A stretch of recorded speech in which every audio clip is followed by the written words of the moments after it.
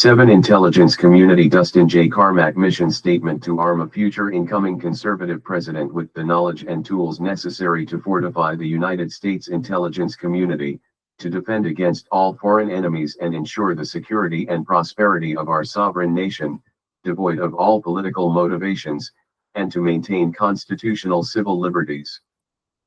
Overview: The United States intelligence community, IC, is a vast, intricate bureaucracy spread throughout 18 independent and cabinet sub-agencies. Point 1. According to the Office of the Director of National Intelligence, ODNI, the IC's mission is to collect, analyze, and deliver foreign intelligence and counterintelligence information to America's leaders so they can make sound decisions to protect our country. 2. An incoming conservative president needs to use these intelligence authorities aggressively to anticipate and thwart our adversaries, including Russia, Iran, North Korea, and especially China, while maintaining counterterrorism tools that have demonstrated their effectiveness. This means empowering the right personnel to manage, build, and effectively execute actions dispersed throughout the IC to deliver intelligence in an ever-challenging world. It also means removing redundancies, mission creep, and IC infighting that could prevent these collection tools from providing objective, apolitical, and empirically backed intelligence to the IC's premier customer, the President of the United States. Today, as Abraham Lincoln famously said, the occasion is piled high with difficulty, and we must rise with the occasion. We must think anew, and Act 202 mandate for leadership, the conservative promise anew.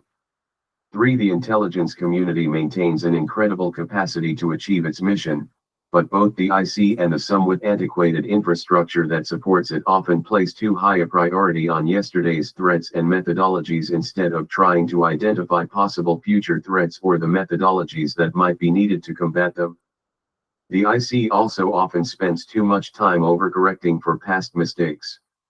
The unintended consequences include hesitancy, groupthink, and an overly cautious approach that allows personal incentives to drive preset courses. The IC must be perceived as a depoliticized protector of America's civil rights and security. The American people are understandably frustrated by the fact that those who abuse power are rarely held to account for their actions. This must change, beginning with leadership that is both committed to ensuring that these agencies faithfully execute the laws of the land under the Constitution and resolved to punish and remove any officials who have abused the public trust. The IC must also start to look forward, not backward.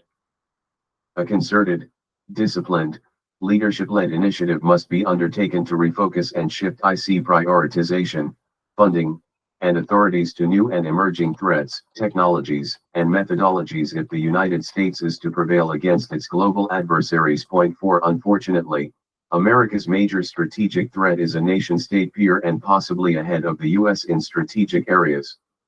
An incoming president must understand that today's intelligence competition could well require analyzing technologies the U.S. does not have or compartmentalizing certain information as was done during the Cold War because of intelligence penetration.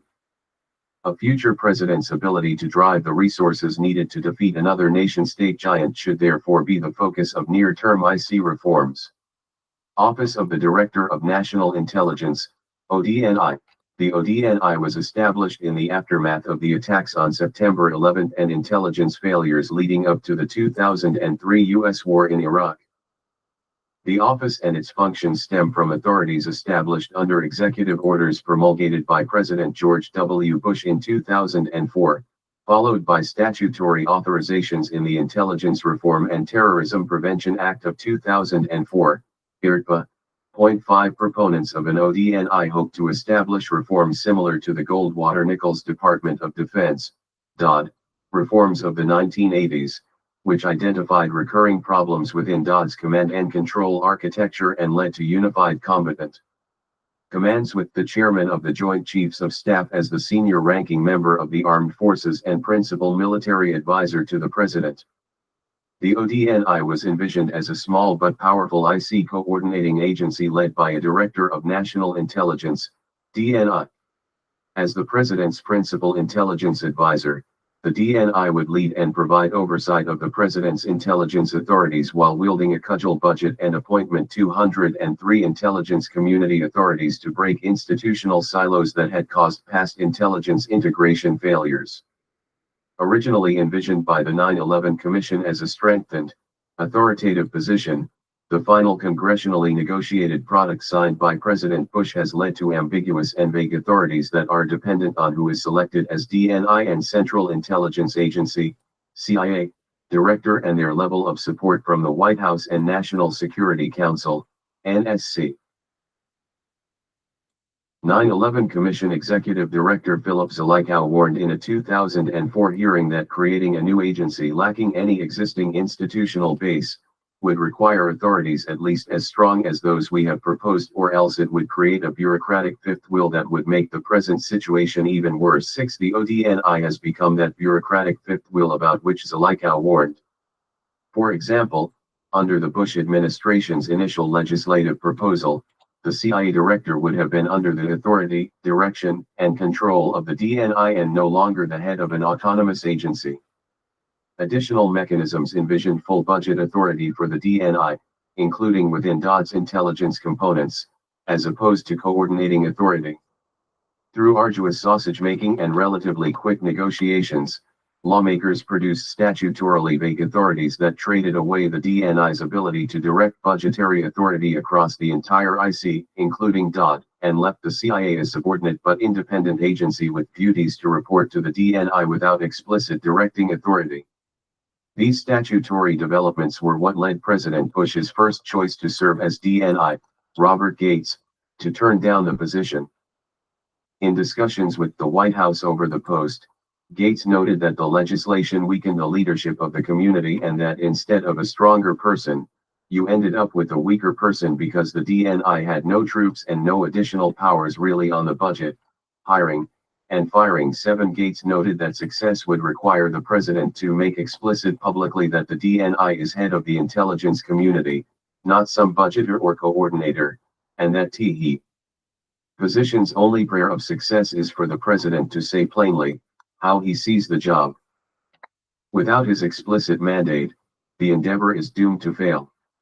8. One of the two DNIs confirmed by the Senate during the Trump administration, John Ratcliffe, acknowledged that Gates's theoretical concerns became the practical reality that he inherited.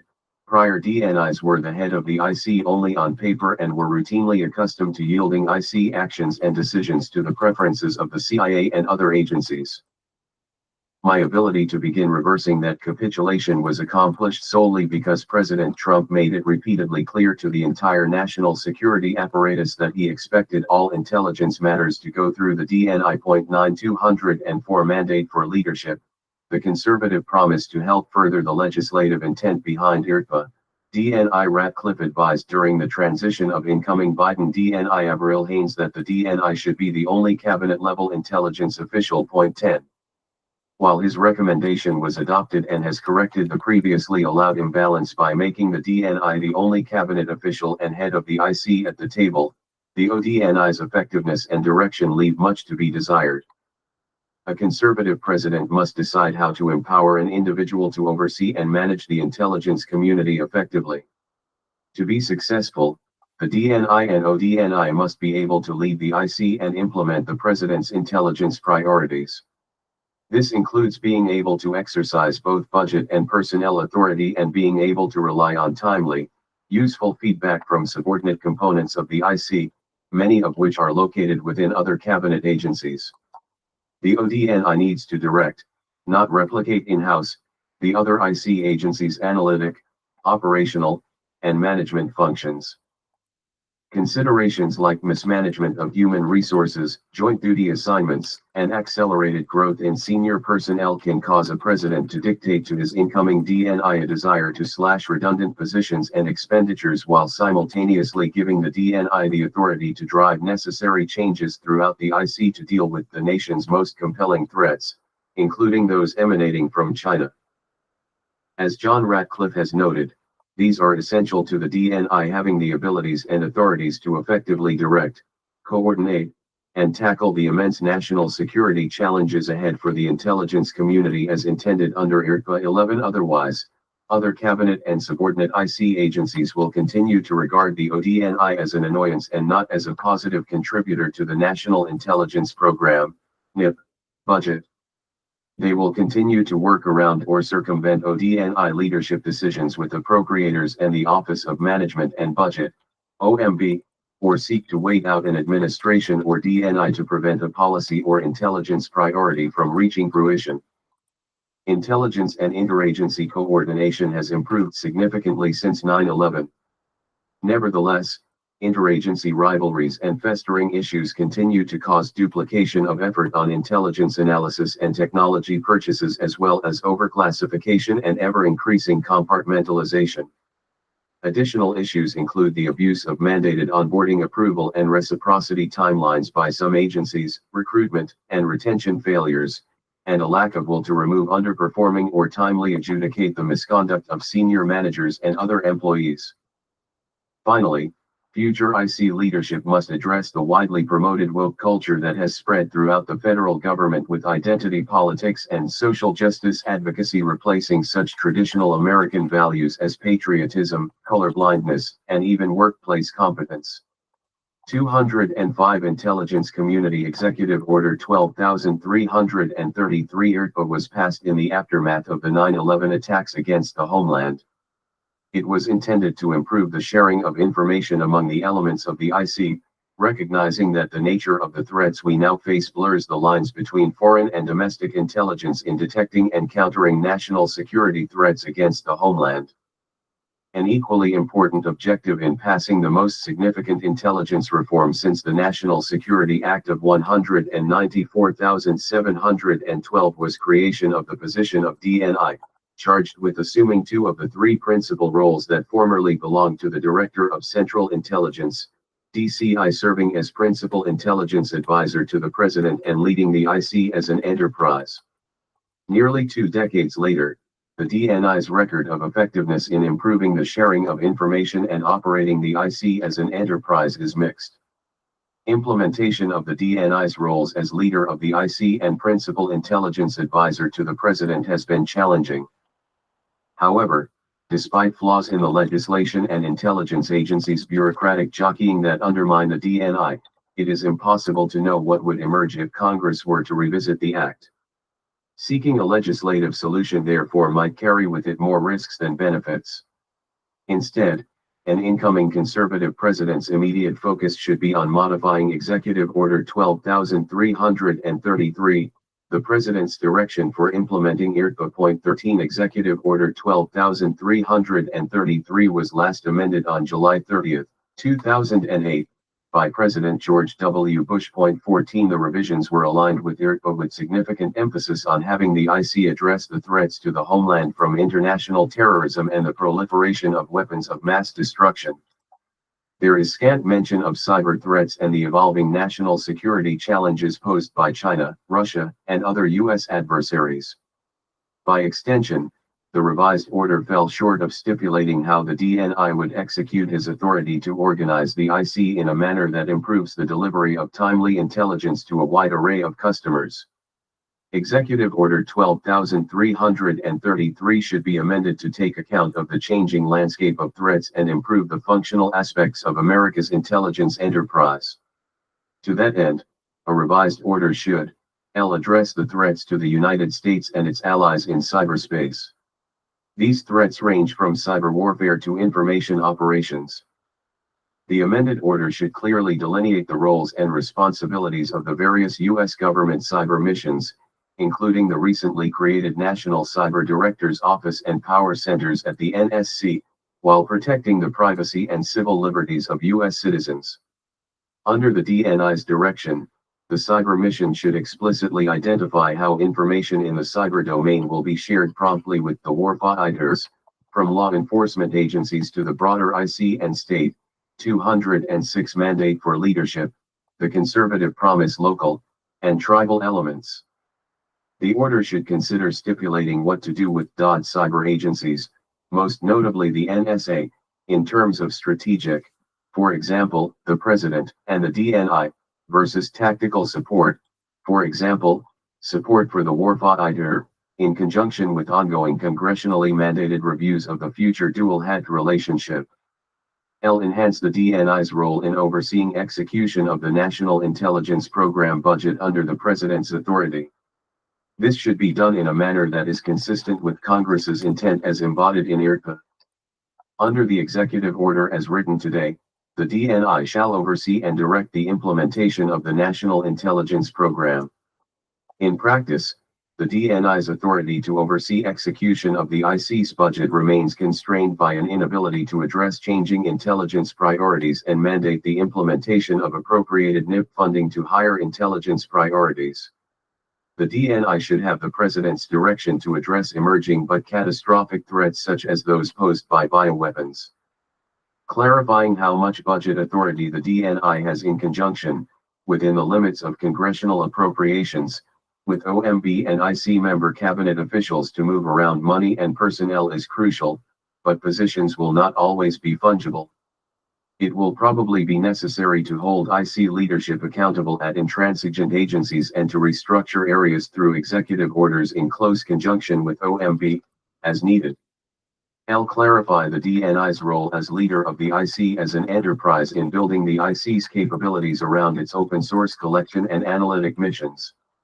The exponential growth in open source information, often called OSINT, is not disputed. In the IC, the use of publicly available information, notwithstanding the authorities within IRPA for the DNI to manage OSINT, remains disaggregated. The explosion of private sector intelligence products and expertise should signal to IC leadership that duplicative efforts are unnecessary and that limited resources should be focused on problematic collection tasks.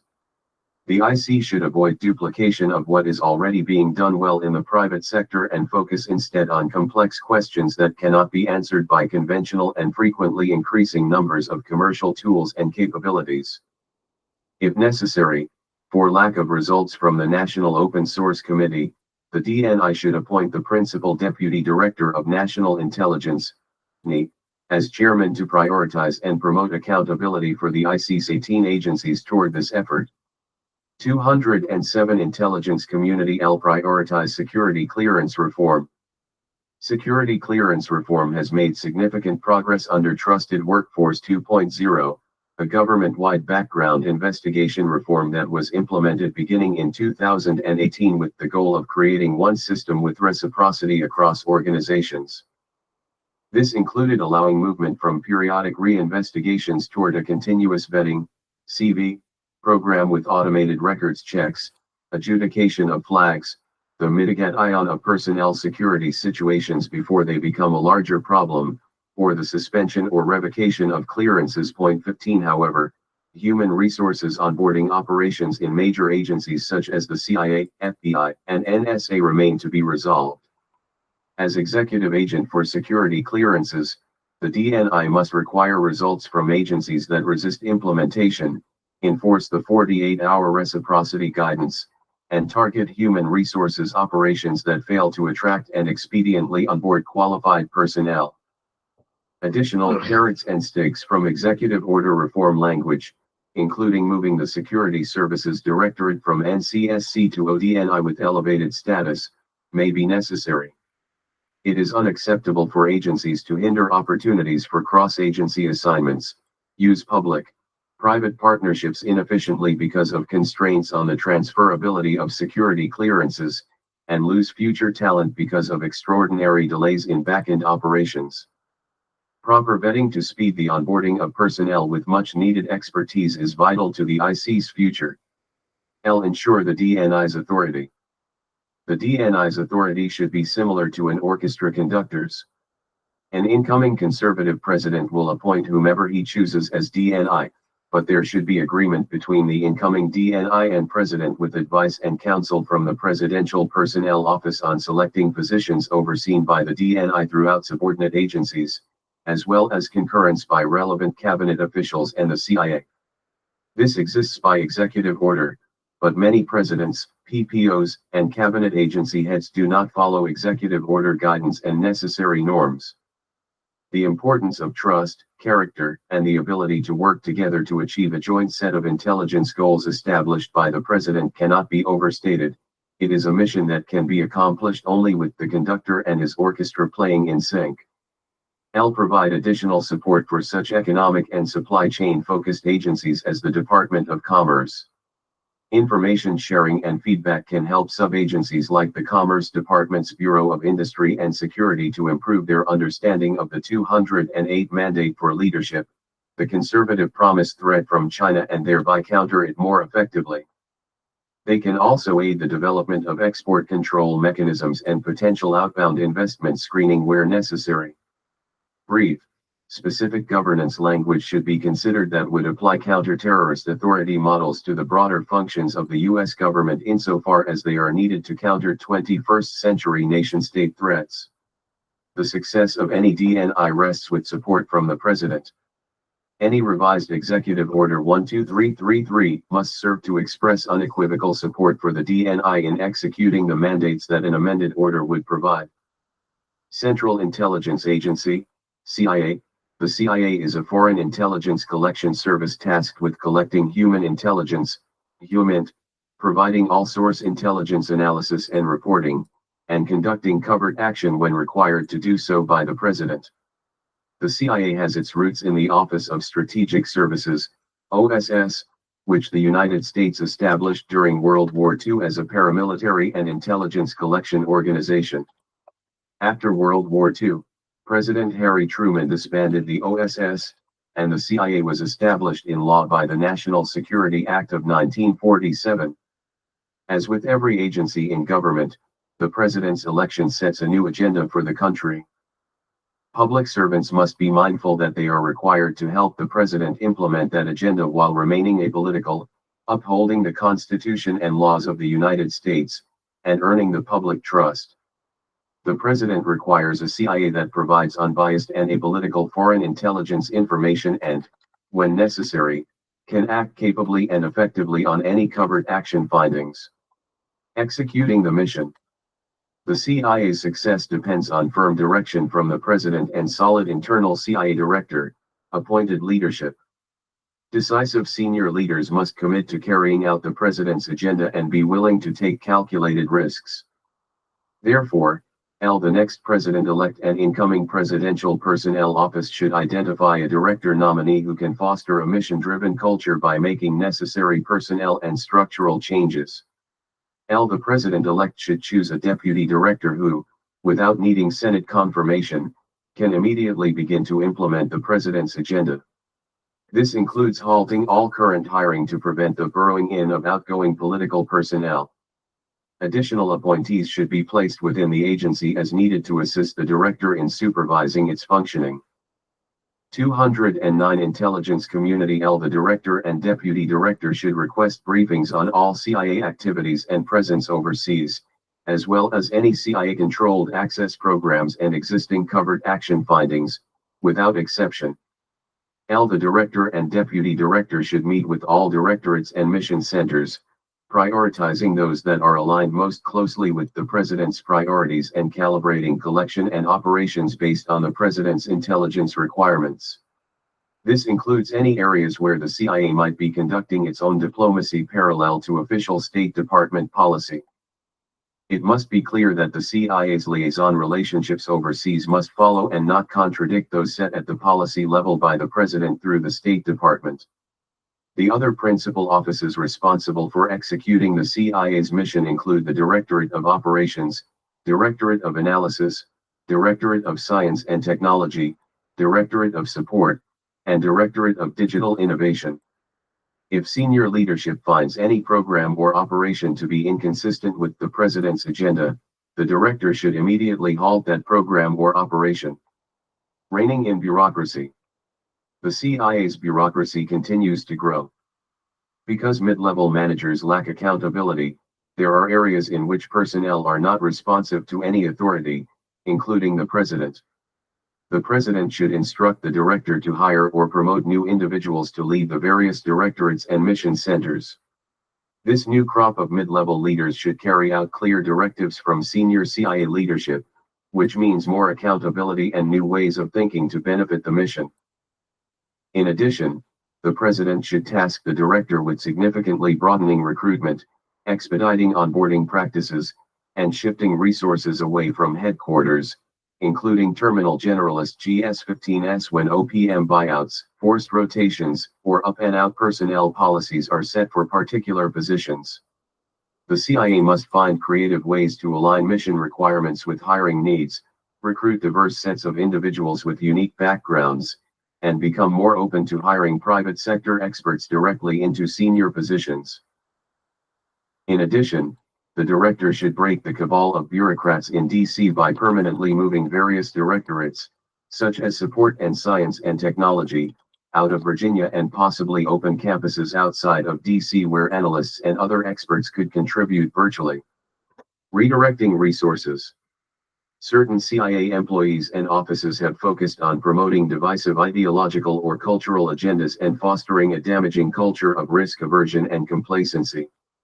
As soon as possible, the director should divert resources from any activities that promote unnecessary and distracting social engineering. The director should implement changes in promotion criteria 210 mandate for leadership, the conservative promise that reward individuals for creative thinking and quality of recruitments and products rather than numeric metrics or the achievement of benchmarks that are not essential to the mission. Not all careers in espionage are created equal, and the director should incentivize and reward applicants who are willing to accept high risks over those who are climbing the ranks simply by doing business as usual.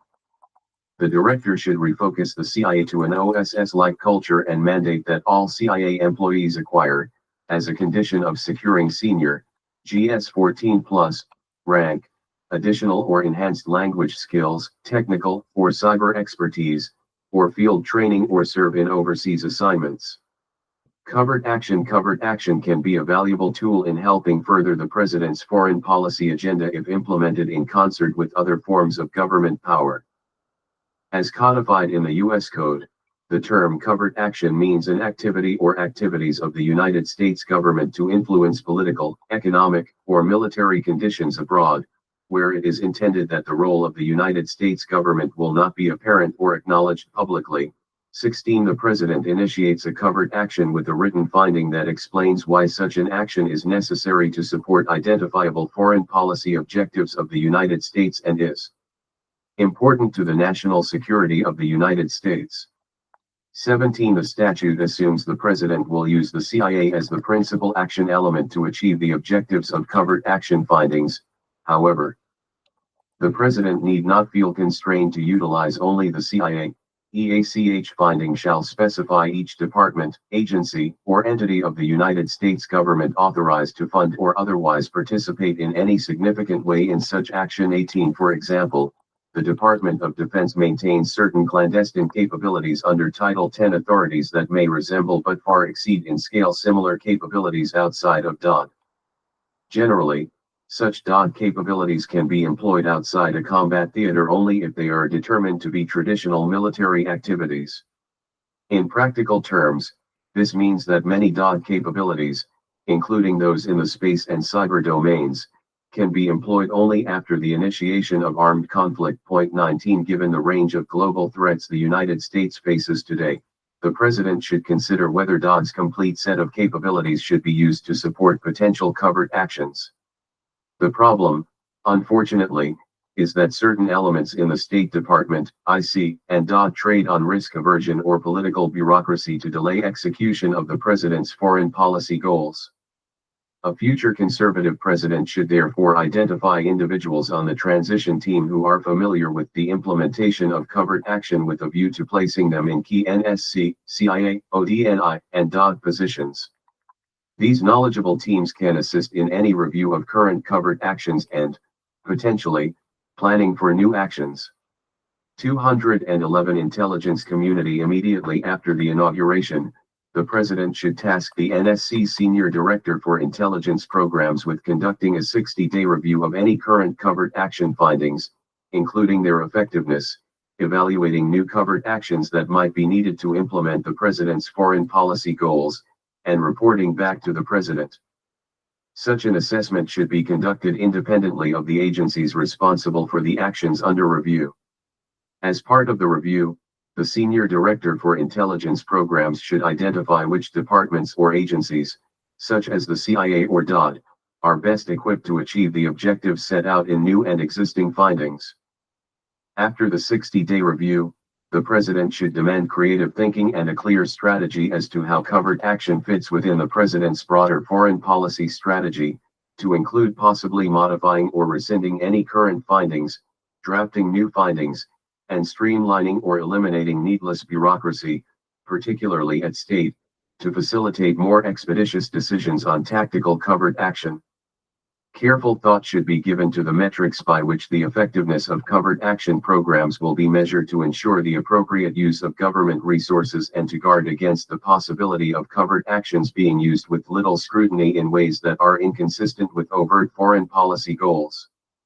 ODNI and CIA Organizational Recommendations. The ODNI and CIA operate under authority provided by the Central Intelligence Agency Act of 1949-20, which means they have greater latitude than the rest of the federal government with respect to the hiring and firing of personnel. Both organizations and other areas of the IC have struggled from a human resources and talent management standpoint to recruit, onboard, and maintain personnel in a timely fashion to fill the IC's ever-changing needs.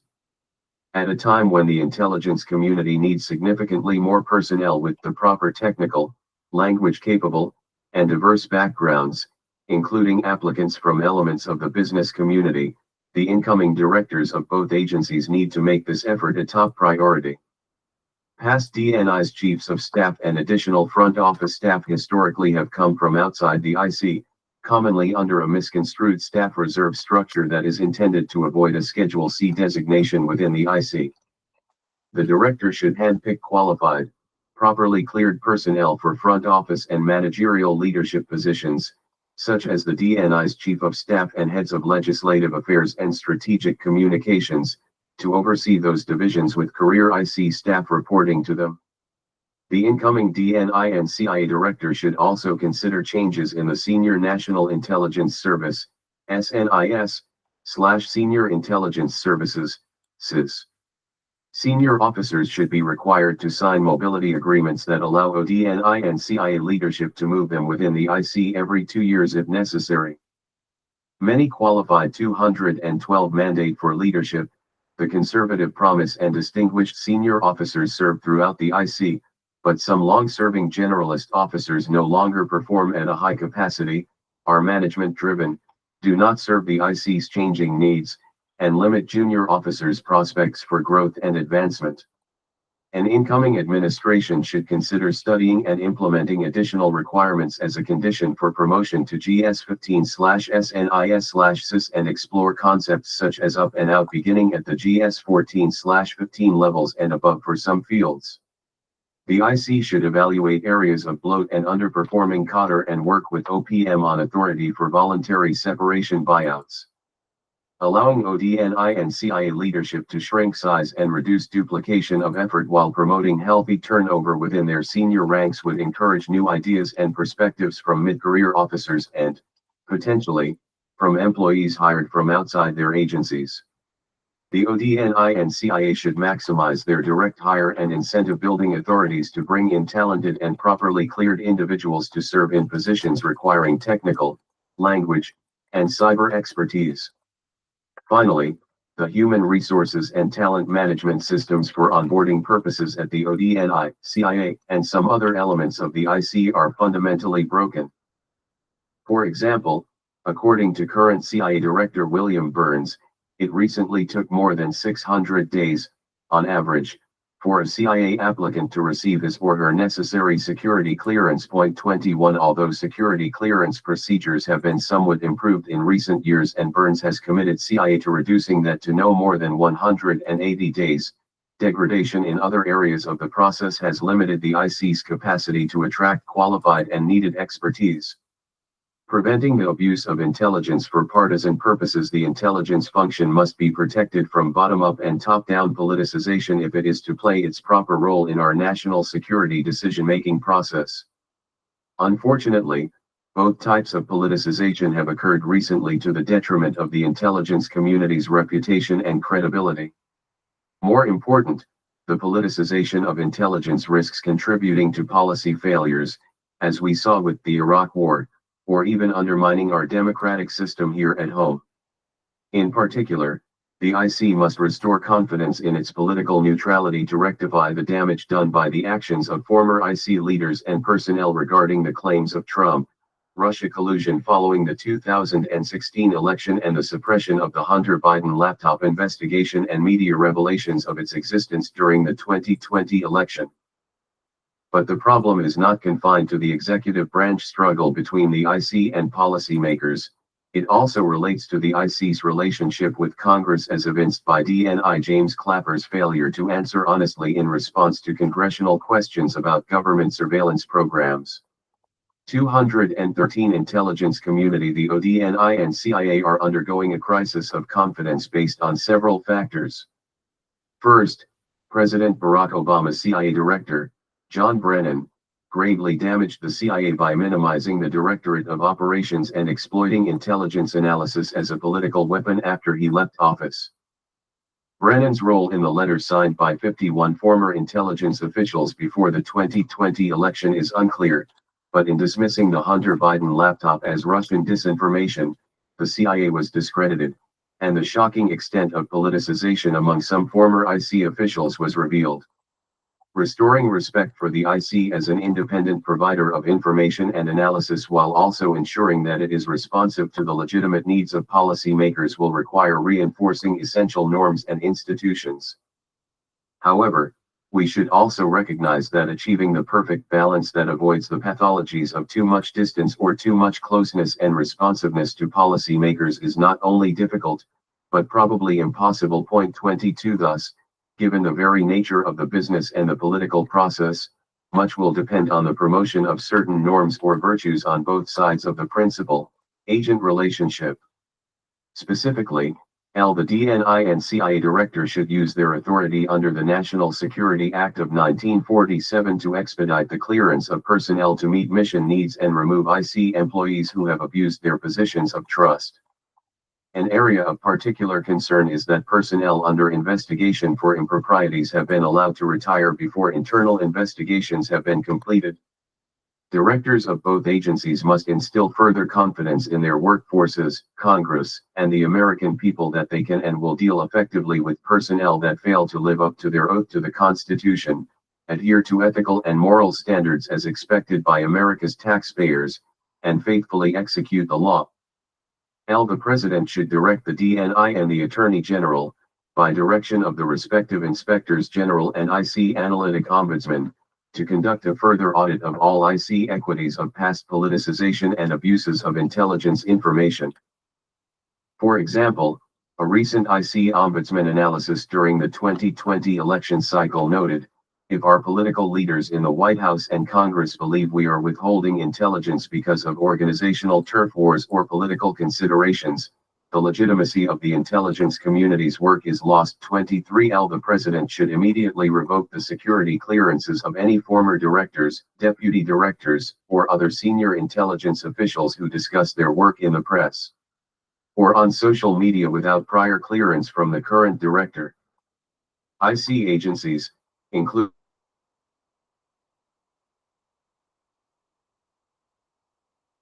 and 14 mandate for leadership, the conservative promise of information, classified or otherwise. The ODNI and CIA should fire or refer for prosecution any employee who is suspected of leaking information, and penalties should include the removal of pension benefits for those who are found guilty. Additional tools are needed to prevent leaked intelligence from being used as a weapon in policy debates by IC leaders or decision makers in the executive branch or Congress. In addition, the Department of Justice should use all of the tools at its disposal to investigate leaks and should rescind damaging guidance by Attorney General Merrick Garland that limits investigators' ability to identify records of unauthorized disclosures of classified information to the media. Personnel have sufficient access to legitimate whistleblower claims under protections provided by Inspectors General and Congress. The Director and IC must prioritize hiring additional counterintelligence and security personnel to assist in this effort. Military and civilian IC training should include stronger emphasis on the norm of political neutrality, including a mandatory course on professionalism and repercussions for abuse in the execution of duties in all degree programs at the National Intelligence University. Intelligence leaders need to model norms of neutrality and respect for the decision-making authority of the President, appointed officials, and Congress. This includes building trust with key decision-makers by not using their positions and privileged access to information to influence.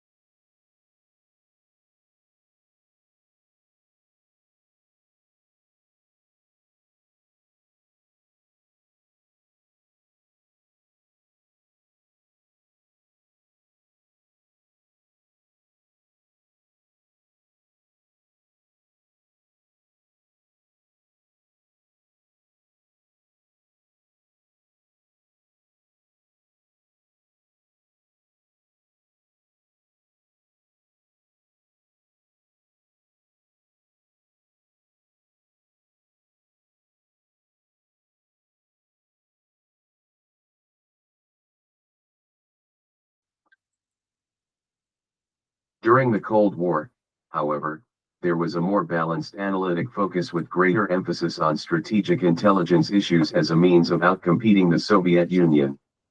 This kind of analysis deals not only in secrets, but also in mysteries, making well-founded but ultimately unknowable predictions about future actions by a competitor or adversary. The tradecraft necessary to succeed in strategic analysis requires substantive regional and topical expertise developed over the years to supplement experience in the daily collection and understanding of secrets.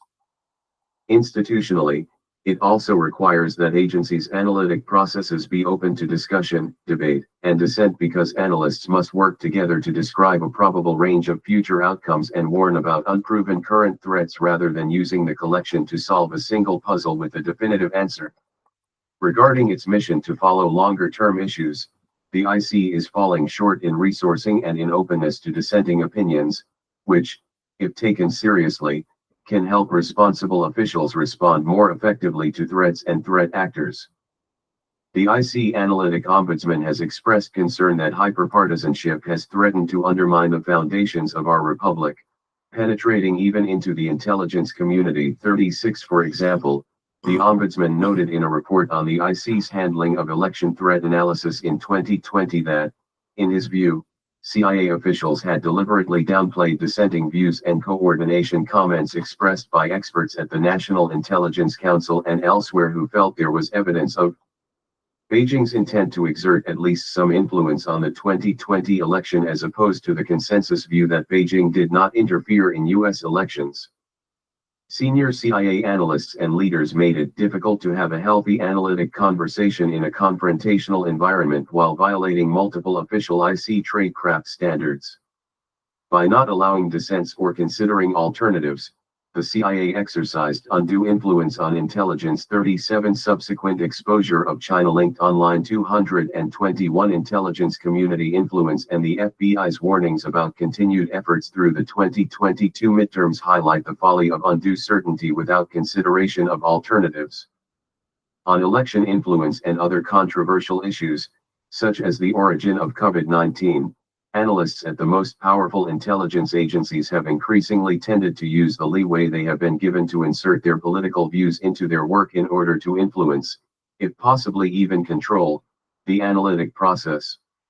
They do this in ways that attempt to squash dissent and impair the creation of a culture in which entrenched views are challenged and unpopular analytical lines can survive or not according to their merits.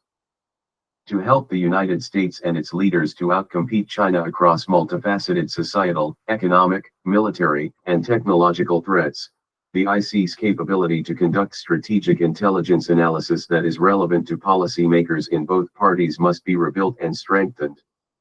Because Beijing may be a peer or even exceed U.S. capabilities in some areas, the post-9/11 analytic focus on quick turnaround secrets is not good enough. Strategic planning informed by intelligence must take place for the United States to stay ahead of whatever new threats China may pose. An incoming conservative president will have the opportunity to signal the demand for such strategic products and prioritize their production through communications to intelligence leaders and formal mechanisms such as shifting priorities within the National Intelligence Priority Framework and structuring the president's daily brief. The incoming DNI should also emphasize implementing the recommendations in the Ombudsman's report, especially regarding objectivity, the inclusion of dissenting viewpoints, and more serious efforts to hold senior leaders accountable for back-channel attempts to change or suppress analytic views. Accounting for the long history of intelligence failures and surprises, an incoming conservative president must appreciate the ambiguity, complexity, limits, and assumptions inherent in intelligence assessments. Intelligence often deals with the human dimension in complex decision systems within a foreign country or organization, and this makes consistently accurate predictions difficult if not impossible to develop. Seeing something and understanding what you are seeing are two different things, so a president should consistently and patiently press the IC about its potential biases, assumptions, methodology, and sourcing.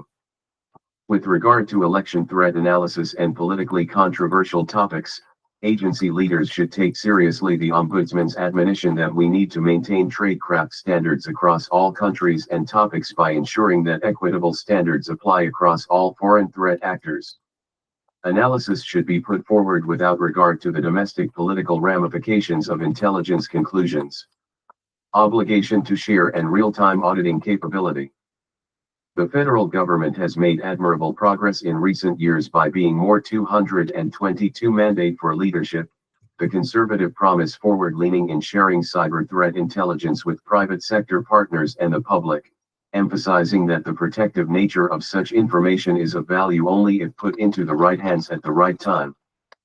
Since critical infrastructure and services are overwhelmingly owned, managed, and defended by the private sector in the United States, there has been an increasing emphasis on declassifying intelligence and sharing actionable information with private sector partners, often through industry-specific information sharing and analysis centers, ISACs, regional meetings of government and private sector experts called InfraGard, run by the FBI, direct public notification from the Department of Homeland Security, the FBI, and, increasingly, the NSA, and more discreet one-on-one engagements led by the collecting agencies. These programs properly recognize the private sector's role in providing cybersecurity for Americans. In practice, however, the intelligence shared by the U.S. government through these venues is too often already known or no longer relevant by the time it makes its way through the downgrade process for sharing. In addition, government shared information often needs to take advantage of the opportunity to provide contexts, such as attribution, trends, and size of the observed cyber problem. As warranted, additional context should be provided to the private sector as a matter of routine. To continue improving the U.S. government's ability to defend the country's most vital networks, the IC must adopt an obligation to share policy process, including the capacity for right-to-release intelligence products whereby newly discovered technical indicators, targeting, and other intelligence relevant to cyber defense are automatically provided either to the public or to targeted entities within 48 hours of their collection, which is how counterterrorism intelligence has been managed for years when it comes to a duty to warn. Under this policy, agency heads should still have the flexibility to withhold intelligence for operational or counterintelligence reasons but would need to report regularly to Congress on the number of and justification for exceptions. This policy would make sharing intelligence and defending networks the default, as it already is in the rest of the cybersecurity community outside the IC, to improve the quantity, relevance, and timeliness of defensive information while ensuring accountability for top leaders when they must withhold this information. One of the most significant challenges within the IC is presented by the need to share information promptly among the 18 elements of the intelligence enterprise. The only long-term solution to the understandable tension between the need to share information and the need to protect intelligence sources and methods is a robust real-time auditing capability that electronically flags unauthorized access. Under an identity management system with real-time audit, even the most sensitive information acquired by America's intelligence agencies can be shared, and the access to and use of that information are appropriately monitored. Establishing 223 intelligence community a real-time auditing capability is essential to decreasing the risk for the heads of intelligence agencies in meeting their statutory requirements to ensure that they protect sources and methods associated with the classified information their agencies collect. Overclassification. There is broad consensus across the U.S. government and among stakeholders that the system for classifying, declassifying, and otherwise marking and handling sensitive information is at a crossroads. Exorbitant amounts of classified data are created daily, and agency personnel often mistakenly choose classification as the default selection to ensure national security. At the same time, the effectiveness of downgraded and carefully declassified information to support foreign policy efforts has been borne out in, for example, alerting the broader world of Russia's buildup and likely plans for its invasion of Ukraine. Two executive orders principally govern how the U.S. government handles classified and sensitive information. Executive Order 13526, Classified National Security Information, issued in 2009, 38 prescribes the classification levels and procedures for declassification.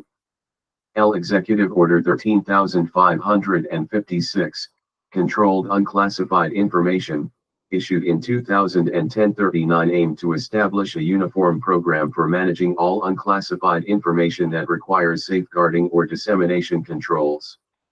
The current system for declassifying classified national security information, CNSI, is extraordinarily analog, requiring experts' review of individual records.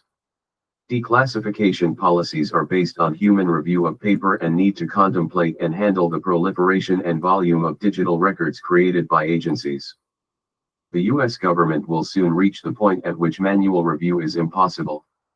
The declassification of CNSI should support key U.S. national security objectives, reflect mission priorities, and not serve solely as a necessary procedural function.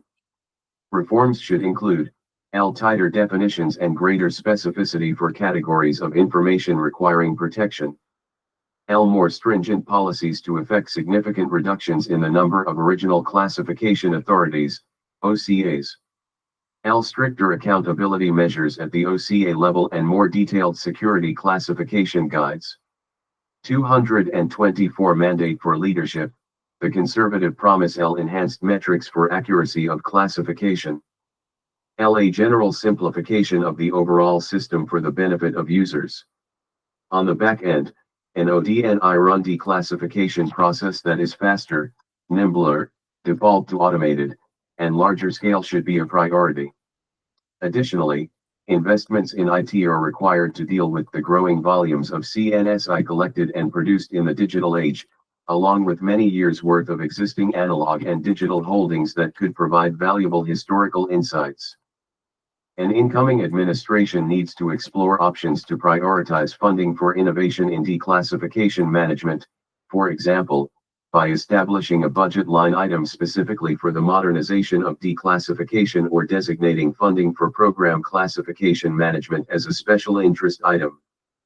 The administration will also need to transition to using technology, including tools and services for managing big data, which provide a robust electronic record repository, making information within and across agencies easier to organize and locate and facilitating more rapid review and release capabilities for records of emerging interest.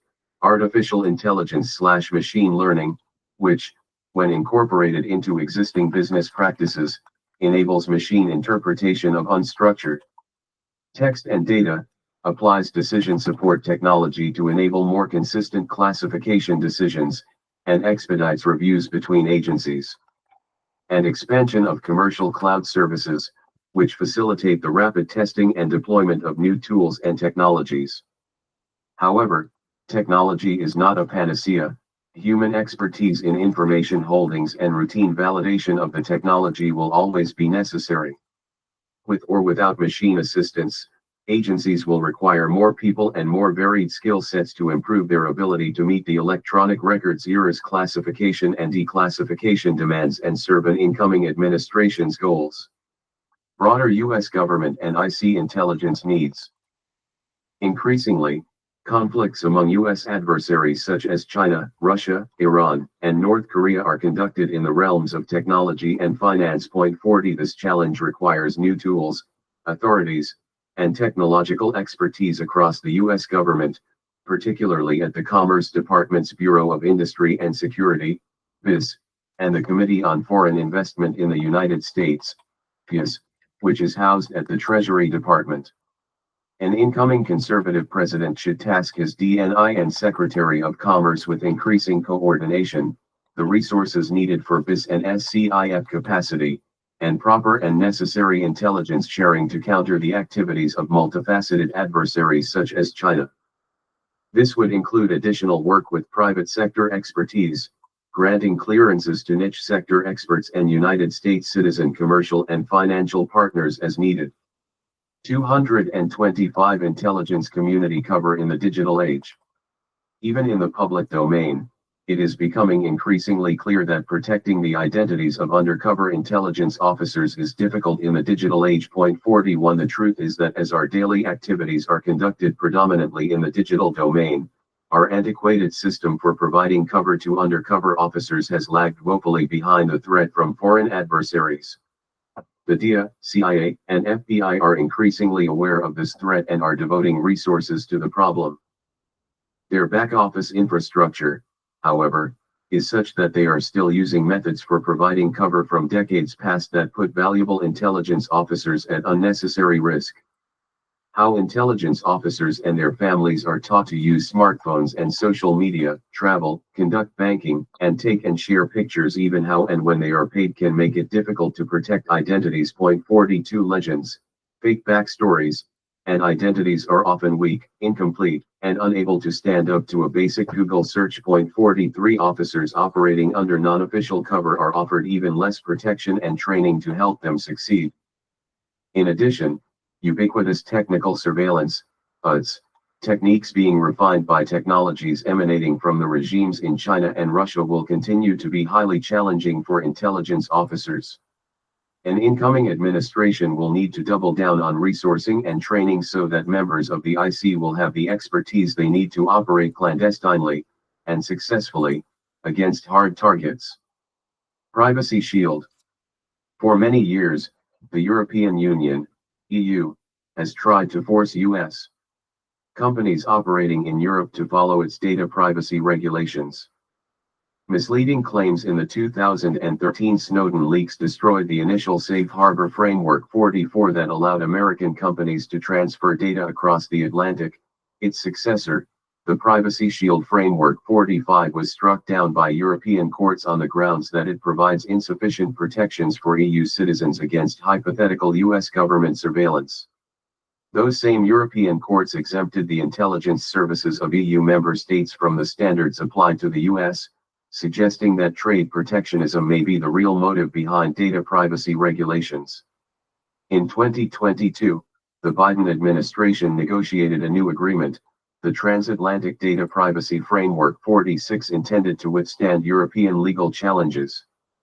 Given the fate of its predecessors, it is not certain that it will survive. Executive Order 14086, Enhancing Safeguards for United States Signals Intelligence Activities, 47, implements this new framework by attempting to align signals intelligence collection practices with European privacy regulations. At most, the executive order's changes will be helpful support for the framework in future European litigation. At worst, they could throw sand in the gears of important intelligence programs.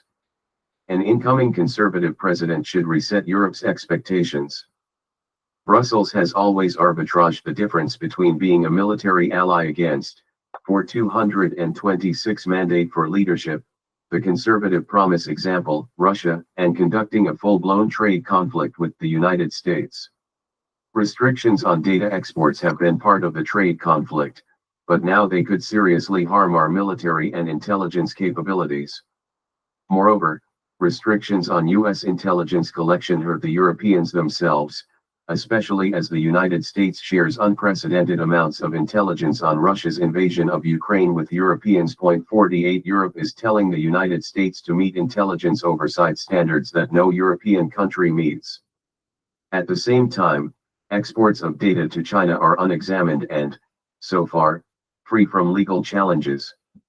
That violates World Trade Organization agreements as an arbitrary and discriminatory data protection standard.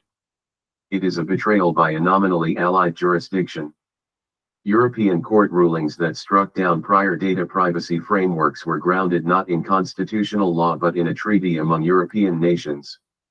If the EU accepted an international agreement that data may flow to the United States under a more reasonable standard than the one adopted by the court, that interpretation would be binding, at least as a gloss on the earlier treaty.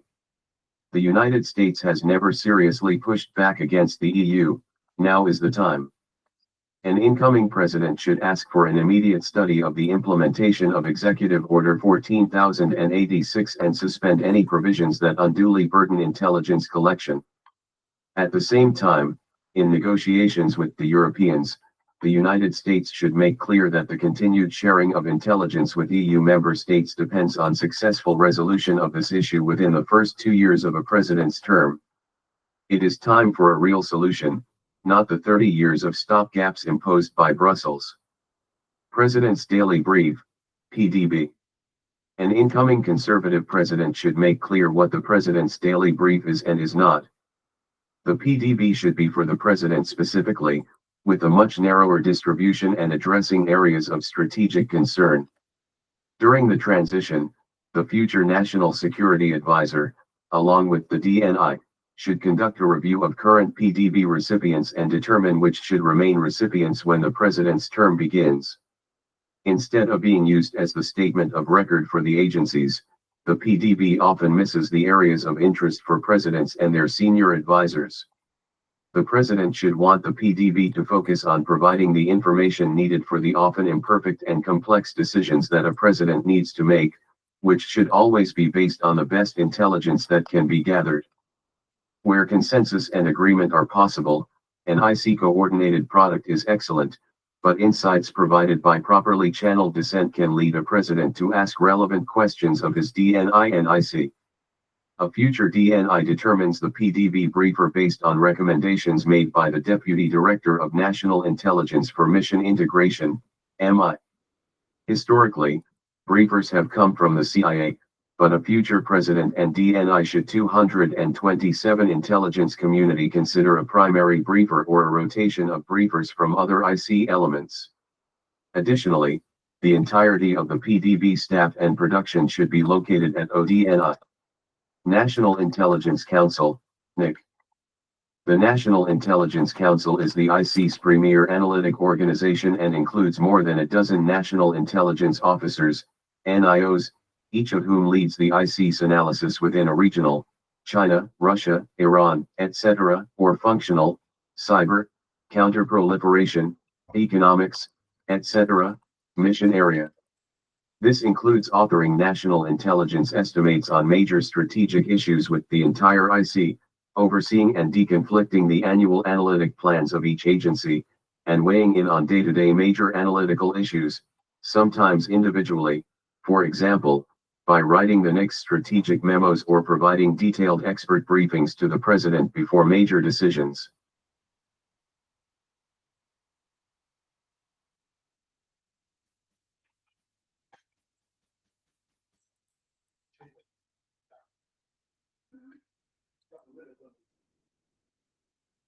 All right, so I don't know what's going on with it, but it's doing this funny thing again.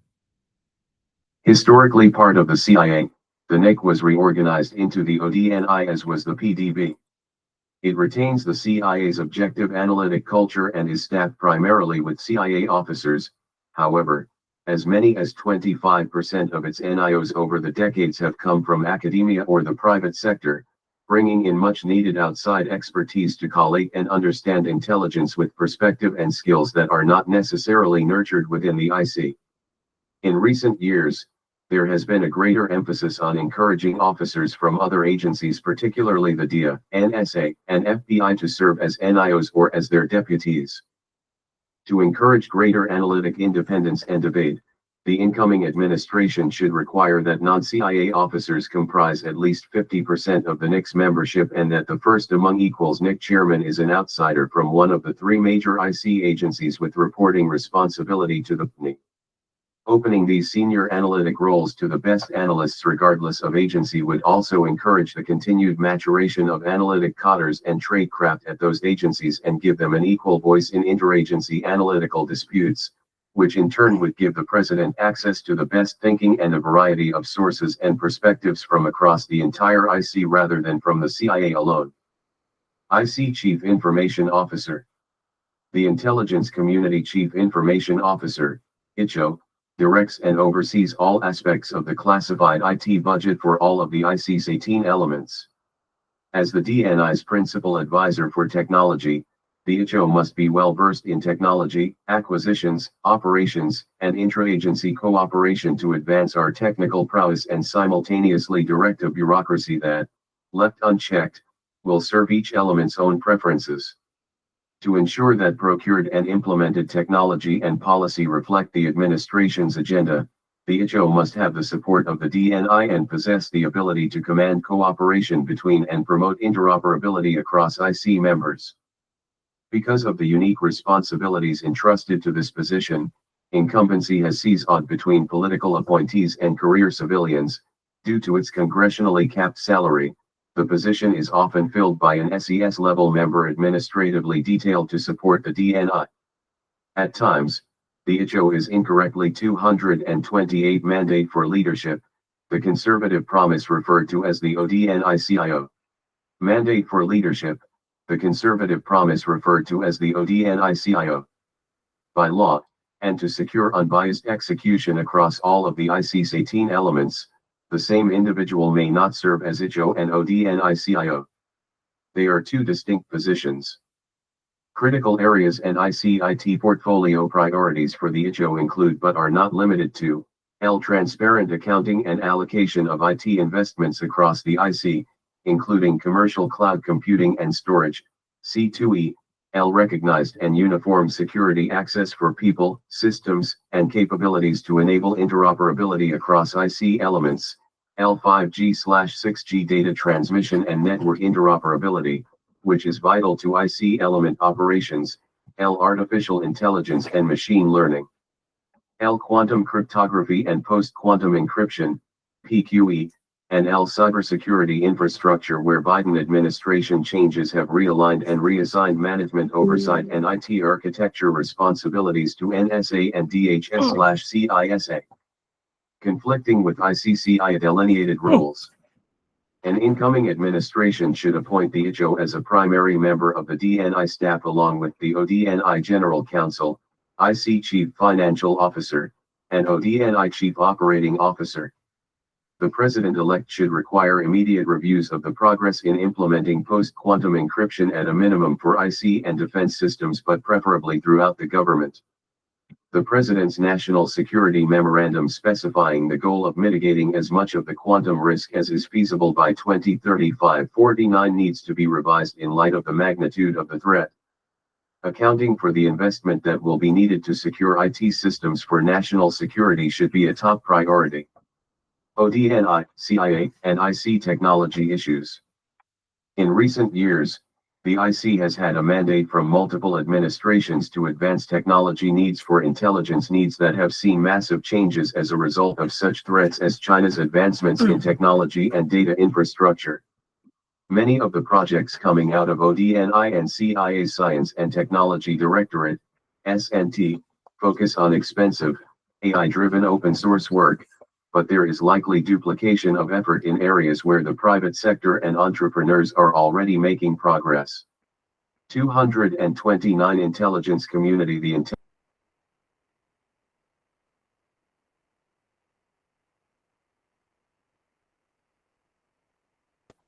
avoiding duplication of what is already being done well in the private sector in such areas as practical defense, cyber intelligence, and artificial intelligence research would help to focus the agencies on the complex shadow tasks at hand while simultaneously freeing limited resources for advancement in other areas.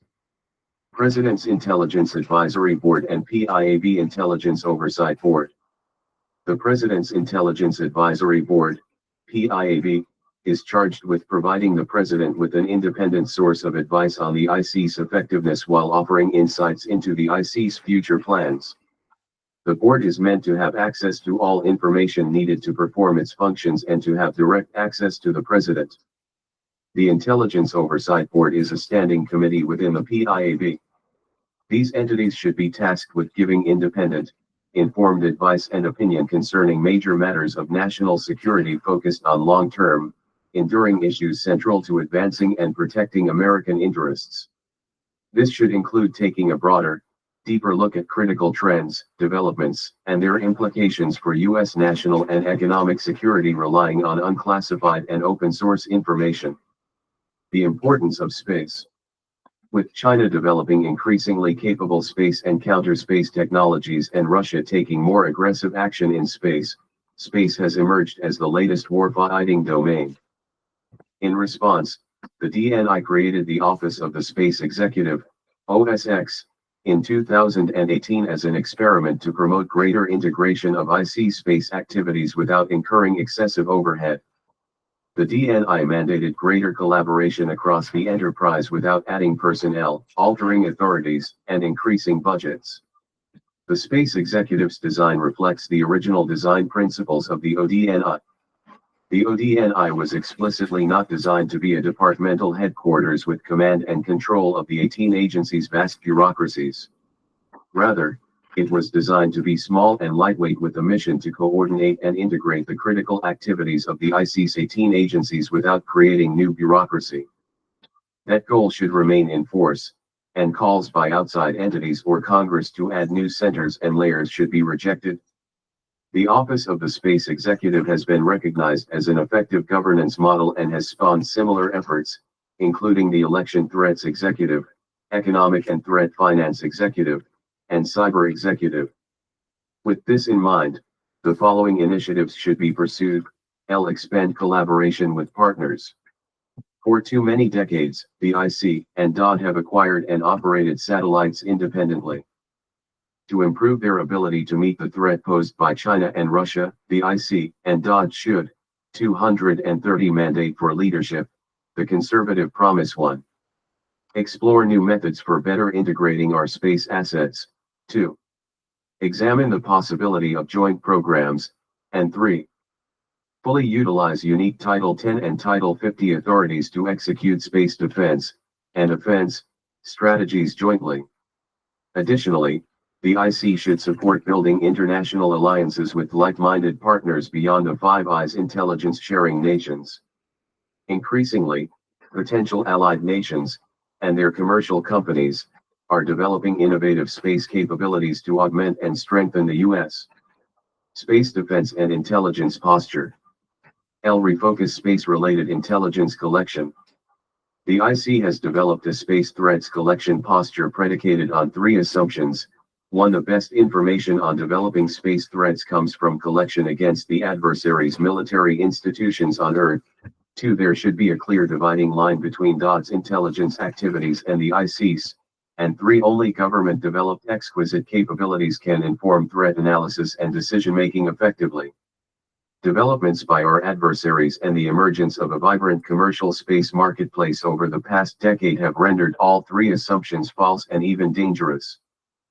The IC must therefore refocus and invest in methods that will enable it to characterize accurately the threats that already exist in space, not just on the ground, break down barriers to information sharing and collaboration with the DOD, and embrace commercially derived capabilities that can be adapted to a national security mission, all while emphasizing the need to protect critical supply chains and the cybersecurity needs that result from an increasingly government commercial low Earth orbit. Our nation's economic and national security depends on being able to advance America's leadership position in space, which is eroding in the face of increasing threats from adversaries and our own inaction. 231 Intelligence community. An unfinished experiment. The intelligence community, including specifically the role of the DNI and ODNI, is an unfinished experiment.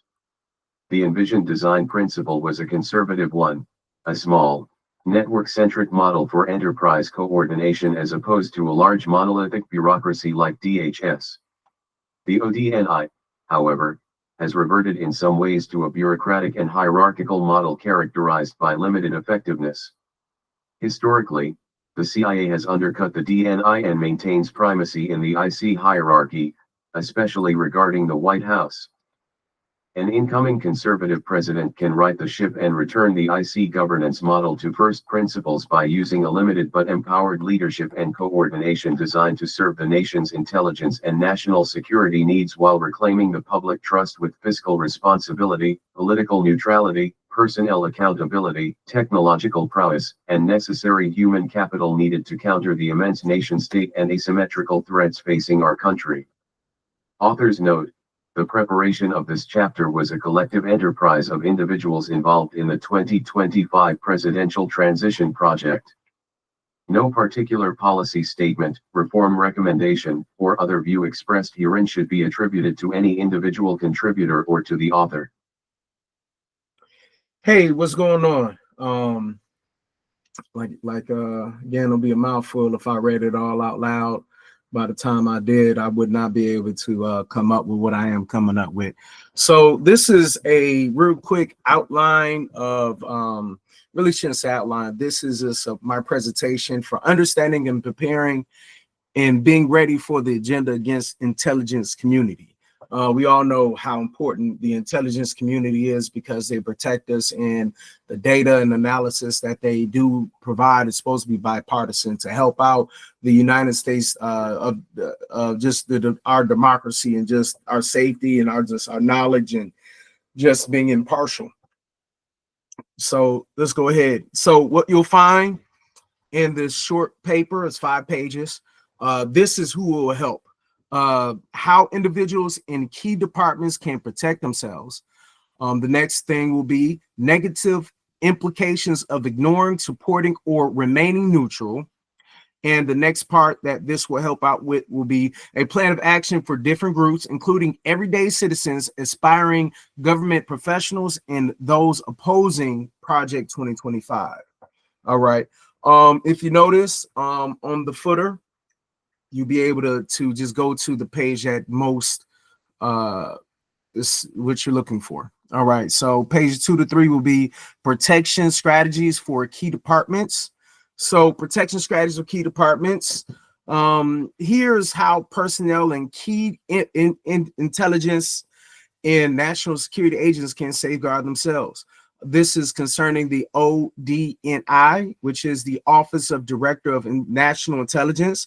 Number 1, preserve analytical integrity, maintain neutrality, and resist political pressure to manipulate intelligence findings. The second thing they can do is support internal oversight, strengthen whistleblower protections to report misuse or politicization of intelligence. The third thing will be secure leadership independence, ensure DNI remains in independent authority, not subject to political agencies, agendas, not agencies, agendas. The next department that we should be wary, or we need to safeguard, would be the CIA, Central Intelligence Agencies. The first thing will be strengthen non-bipartisan operations, avoid mission creep into domestic political matters, focusing solely on foreign intelligence. Number 2, maintain classified protocols, protect declassification processes from politicization that could compromise national security. This can be seen when President Trump declassified the JFK's assassination, something that when he did uncover it, it really didn't come up with nothing new. All it did was make the people who were involved in that, they provided their social security information, and then they provided their locations and houses and just real personal identifying information. Something that we all know PII we're not supposed to give out to anybody. All right, so the next one will be secure foreign collaborations. Defend intelligence sharing agreements from disruption due to political agendas. All right, so we have to defend the ability to share information with our allies, and what's going on is not. So the next department will be the FBI. FBI, Federal Bureau of Investigations. Number one, reaffirm counterintelligence priorities, prevent undue political influence on investigations, especially regarding foreign threats.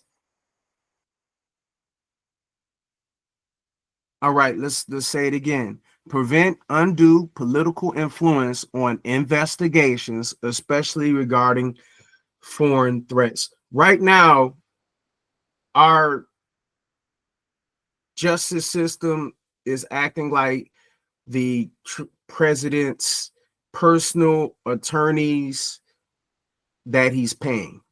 Moving on. Number two, resist selective enforcement.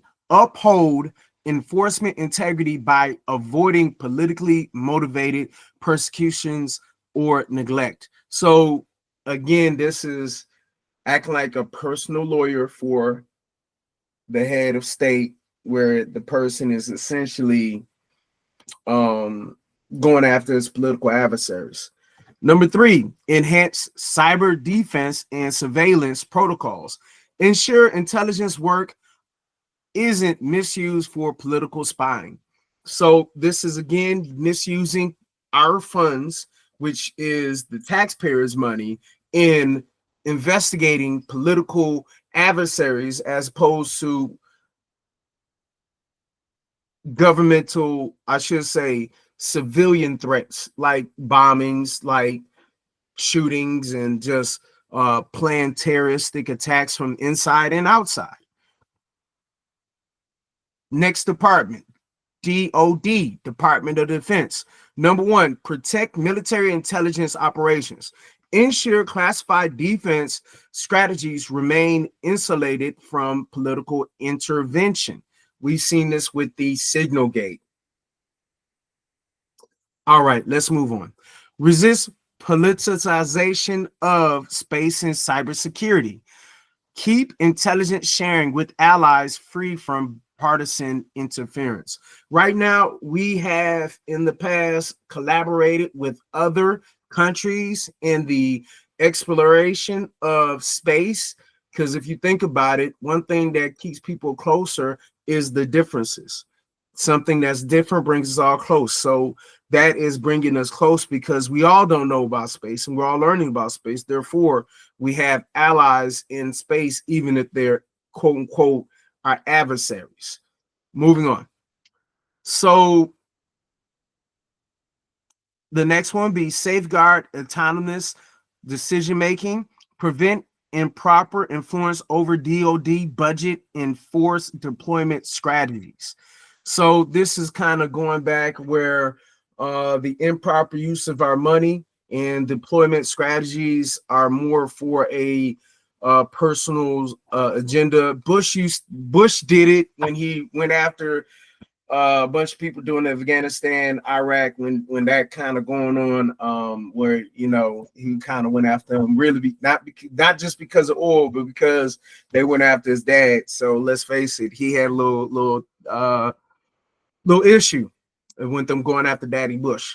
So let's move on. So the last department or agency we're going to refer to on this one will be the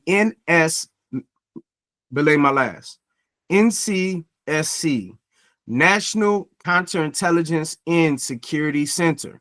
Number one, defend against economic espionage, maintain vigilance against foreign exploitation, particularly Chinese and Russian threats. So this is something that we've all known, Chinese, Russia, North Korean, and then a bunch of other espionage that they're providing and doing to our country that was welcomed really by President Trump at one point during his run for presidency, which is crazy. Let's move on. Prevent political retaliation and counterintelligence. Strengthen internal policies to stop political retribution against personnel. So this is something that we have issues with right now.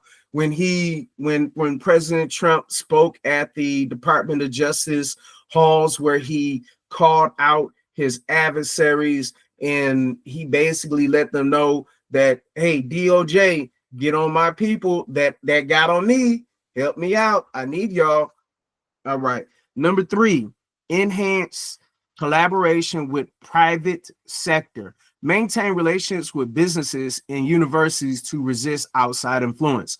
So right now what's going on is a lot of the campuses that are speaking out against the cruel nature of this agenda, their funds are being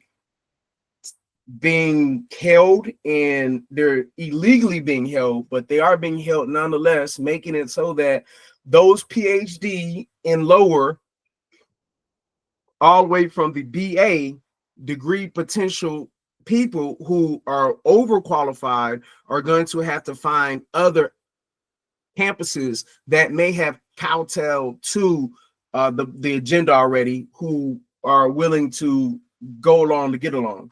And whenever we go along to get along, a lot of times bad things happen. And this goes to our next session that we're going to talk about.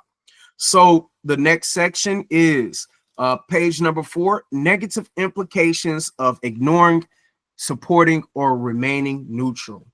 All right, this is very important to me, because when I talk to people in the streets, and most times people look at me weird because I am overly passionate, and they are underly aware of what's going on.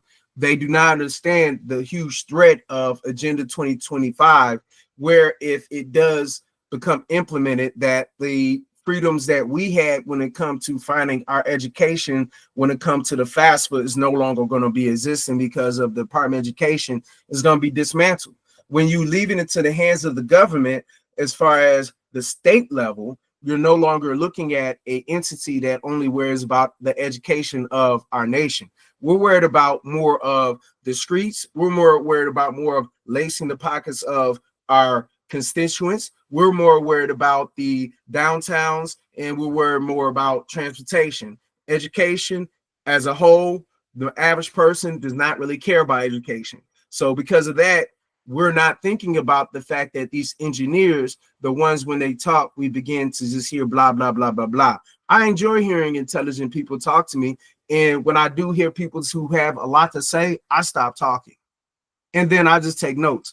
You can be 2 years old and you can start talking, and I will take notes. You can be 105, 106 years of age, and I will take note. And the thing is, you can learn from anything. You sit down long enough, the wind blows a certain direction, you can learn something from that. But let's move on. So we're going to talk about the negative implications of ignoring, supporting, or remaining neutral. The consequences of how intelligence and security personnel react to Project 2025 agenda. Ignoring the threat.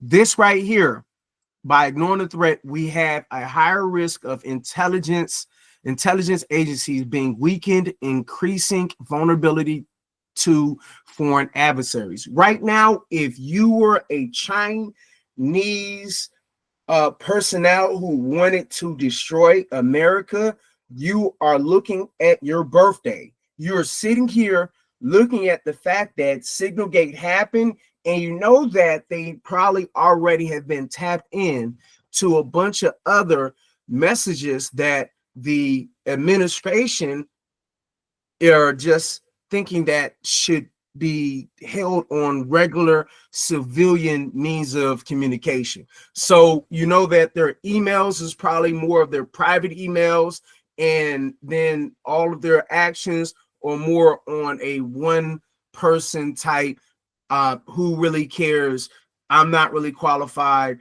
And really, I'm not worried about people getting rid of me. At a certain point, if what happened during Trump's time happened in Biden's times, heads will be chopped off, and Biden would have been chewed out by the press that the right tends to lean on. All right, let's move on.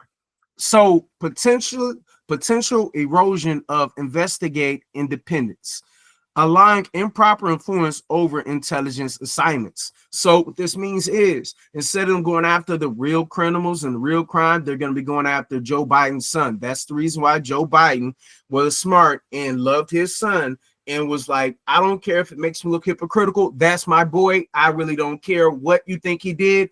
We partner him in advance because I don't trust Trump. He's irrational. I've seen him. I looked him in his eyes. I don't trust him. And he said, we give him a pardon. And I reference this because a lot of the Fox people, the contributors on Fox, basically highlighted the fact that it was hypocritical of him due to the fact that it was a bunch of times that it was trials against Trump. And he said, hey, I'm hands off. We're not going to mess with it. And I'm going to let the judges do what the judge is supposed to do.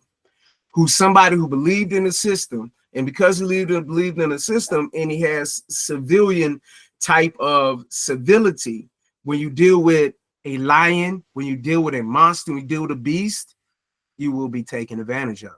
Moving on. The last thing about ignoring this threat. Long-term damage to global partnerships as allied nations may lose trust in U.S. intelligence capabilities. So first and foremost, a lot of what's going on is the fact that just with the signal gate, you're putting people's lives in danger. Then this is not the first time. They probably talk about when the president, vice president, secretary, when the head of state, when all of these the head of the Department of Interior, all of these high-level people contact you, regardless on what position you are in, you're going to tell them the undercover people's name.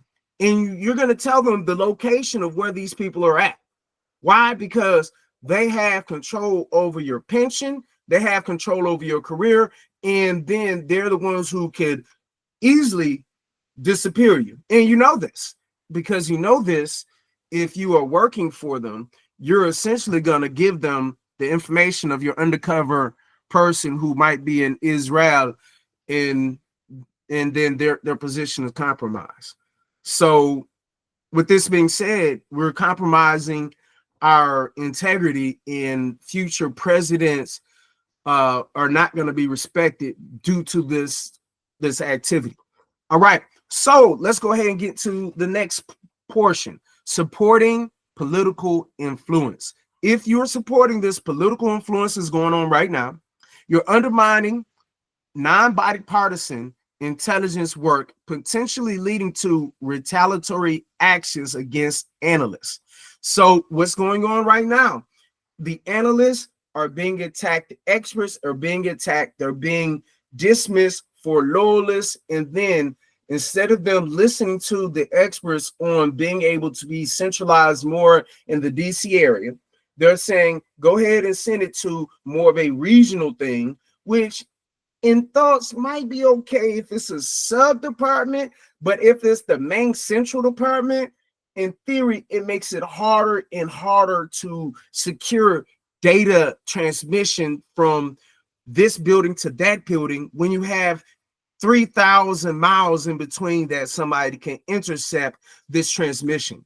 So it does disrupt the integrity and the confidentiality and also the authentication, the CIA of cybersecurity. Again, the confidentiality, the integrity, and the authentication. So it really compromises our cybersecurity, and it makes it so that no one really wants to deal with us. And when they do retaliate, and we rely on common sense, and we rely on non-science based and proven theories. Global warming is going to be issued. The EPA and all these rollbacks and a lot of the things that we have accomplished is going to be rolled back. So with that being said, let's get to the next thing that will happen by supporting this political influence. Weakening national security through mismanaged priorities, favoring political objectives over real threats. Again, by mismanaging the direction. Again, this is kind of like pointing the cops to that burning trash can while the bank robbers are going to business. And they're so worried about that trash can on fire as opposed to the firefighters. The firefighters are supposed to handle that fire, but the police is handling that fire, and then the bank robbers are going off, and it's so bad that one of the firefighters, they're telling them to stand back. Instead, they're opening and closing the door for the bank robbers. That's essentially what's happening. And it's a mismanagement of what they're supposed to do. Instead of them handling their real jobs and taking care of their business, they're over there removing plastic, like the labels to the head of state, or, you know, so that's the type of stuff that's going on. Instead of them handling their business, they're doing stupid tasks. Our tax dollars is requiring someone to peel off a label like this and then give it to one of the head officials. That's crazy. It's asinine to me that our tax dollars are paying for this, and this person is probably making upwards of $250,000, while they're making a big deal about people make under $55,000, which is crazy. You make 5 times more than an average person right now. And what's crazier, the amount of money the average person is going to get paid is going to be lower because of all these government job cuts. A lot of the job cuts are people making over 100,000. Why? Because they do good work and they wanted to secure our future. Moving on. So the next thing would be loss of civil liberties protections with surveillance tools misused for ideological enforcement. So this right here is going to the concept that we are so hurt that Elon Musk baby Tesla are being vandalized by these people. Now, I'm not with vandalization. Granted, when I see a Tesla, I want to spit on it. I just something in me just wants. It's like I rolled by like 5 Teslas the other day, and I just felt like throwing up. It was like something in my stomach, and I was like, how can you support a fascist? He does this. He goes like this. Literally, this is what he's done on camera. This. And then he was like, my heart goes out to you. And we act like we don't know what Hitler does. And Hitler is. We act like that this whole fake of it's all about national love. This month is from South Africa. What? South Africa. Apartheid? Apartheid. Excuse me, I'm sorry for getting so loud, but I just, it gets on me that this stranger who's not even our family member, and what I mean by family member, he's not even from Florida through Maine, through Washington State to California. He does not belong on any of the mainland, not even Alaska, not even Hawaii. And we had so much flack against Obama. We had a lot of flack. I have comrades that still have argument today saying that Obama really isn't American. Why isn't he American? One is because he had time in Hawaii. Well, isn't Hawaii America? Well, it is, but it's different. Well, I mean, technically Alabama's different.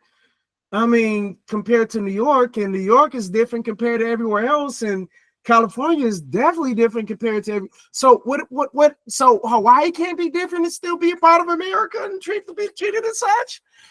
Okay. We get past this. We get past that. Okay. So he spent some years in another country. He spent 4 years in another country, in Malaysia or something. I'm not exactly sure where, but one of those Asian continents. And he spent 4 to 5 years in that continent and then moves back in to Hawaii and then eventually moves to the mainland and goes to Chicago and goes through the African American experience, because regardless on where you're from, you're going to be treated like an African American if your skin tone is darker than a paper bag. And I say this saying that when police come to African Americans, we know that we have to act a certain way. We can't cuss out police. We can cuss out police. We know that, bang, bang, shoot them up, and we're going to continue on with living. Now, the one thing that the up north African American sector does not understand from compared to the down south is the fact that you will get missing. That is something that has been instilled because there's been too many of our family members that things have happened to. Jasper, Texas, stand up, baby. I'm from Jasper, Texas. That's my family from. So because I'm from Jasper, Texas, and Chris Bird, that incident happened. There's more incidents that that people don't know. Spice got skinned alive, and come to find out, it was some mischievous stuff that happened with the police. We're not going to get into that. But what I'm saying is, if you are from the South, you have more of an understanding of these civil liberties that can be violated. Let's move on. So this is what will happen if you remain silent. Allows politicization to proceed unchecked, resulting in intelligence distortion and security risk. That right there, we've already seen that. And after a while, it's a shame when you have the president always using the phrase fake news, and by him saying fake news so much, and even to his own FBI people, it's fake news. No one believes anything, and that's, I'm not gonna lie, it's his marketability. And he just proves that you don't have to be intelligent to be the leader. And, you don't have to stand for anything to run if your base is unintelligent. And what I mean by that is, those are his words, not mine. I love the uneducated. So he's trying to take our education from us. All right. So the next thing will be fails to prevent domestic manipulation of intelligence tools eroding public trust. So we already know that I know that I have personally been spied on, and I know this just because of the way that my tools and my Bluetooth acts, my technology around me when I have passionate conversations around individuals. I don't care, because it's crazy that you're going to spy on me and you think that it's okay. Moving on. Everyone's being spied on. So we all know that right now, with the technology that we have, our words are being recorded, and there's nothing you can do about that. Now, the only thing about that is, if the government is a part of too much corruption, then those individuals could be selling off your information. That's the reason why it's important for the Social Security information provided in our tax returns don't be given to Elon Musk. And then also the extra information on just our tax return information will really be detrimental to his opponents and his individuals that he may feel that are a threat to him. So that right there is a terroristic threat to everyone's livelihoods. All right, the next thing that remaining neutral will cause, it fails to prevent domestic manipulation of intelligence tools eroding public trust. We already said that one. The last piece will be create space for adversaries like China and Russia to exploit weakened intelligence structures. you already know that they're putting bugs in our system right now, trying to figure out, and like they know that eventually America, we're going to get past this. And if we don't, you know, and what I mean if we don't is if this continues on for 15 years due to someone who actually succeeded in turning America into a Roman country by Caesar. That's what I mean. Yeah, that's it's possible. That's what Putin has done. So let's go ahead and move on. Plan of action for different groups. So when we talk about the lay person, the everyday person, the first thing that we can do is educate ourselves, stay informed about government policy changes and intelligence shifts. Number two, engage locally, vote in local and federal elections and support representatives advocating oversight. Number three, advocate for transparency, push for accountability and intelligence declassification in budget decisions. The next person, for those wanting to enter into the government sector. Number one, seek non-bipartisan roles. Work within agencies that maintain professional integrity over political affiliation. Number two, build a network.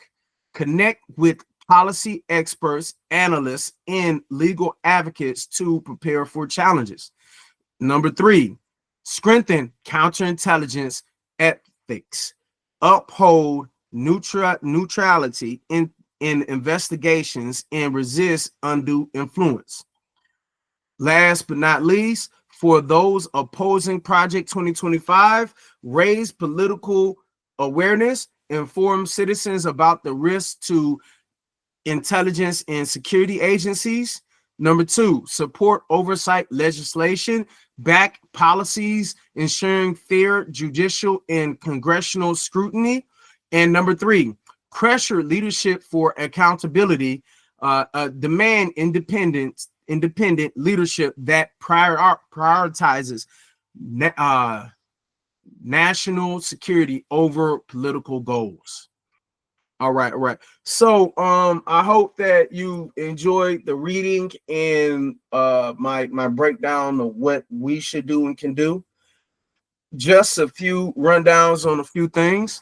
All right. So first things first, hands off. Those who participate in hands off, I really appreciate it, y'all.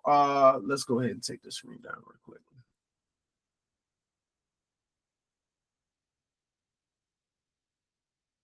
All right, so those who participated, hands off. Tesla takedown every Saturday. Find a Tesla dealership near you. Next piece of business, 50501. Find a organization, Instagram, Facebook, they have them. All right, be active. Resistance Lab. Make it a point to sign up for Resistance Lab. The senator, she's doing good things.